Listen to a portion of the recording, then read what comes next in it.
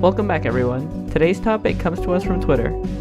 Chibs at Chib Studio writes, Do you have any animation tutorials or live streams? well, as far as tutorials go, I've published one on Squash and Stretch, but unfortunately, I have yet to stream myself animating as that process is quite long. To make up for that though, today I'll be giving a quick summary of how I make an animation from beginning to end. Let's take a look.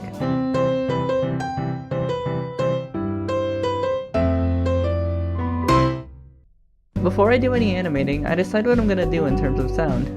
If I'm making a music video for a song, this step is a little easier, but if I'm making a tutorial or original animation, I write and record a script first.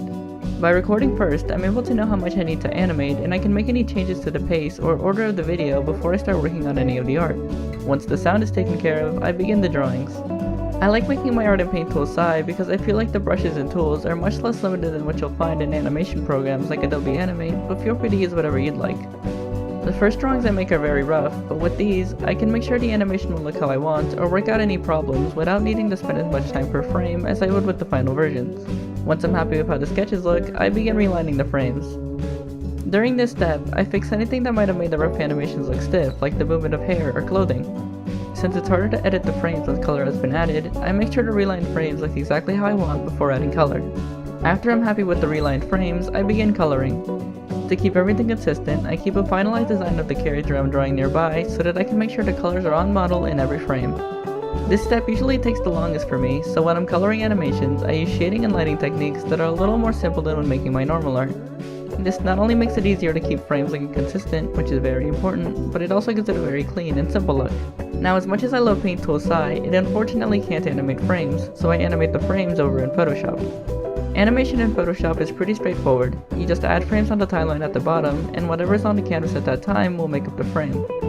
If the background doesn't change or isn't too complicated, I'll animate it in Photoshop along with any characters.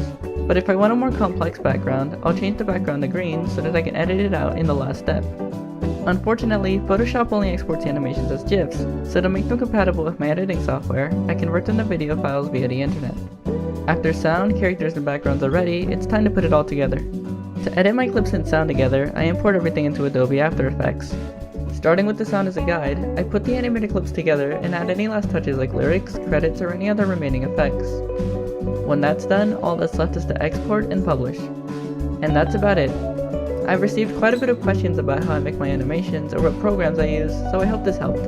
If you'd like to suggest any tutorials or topics, feel free to let me know in the comments below or via my social media, where you can also check out my other art. As always, thank you very much for watching, and see you next time.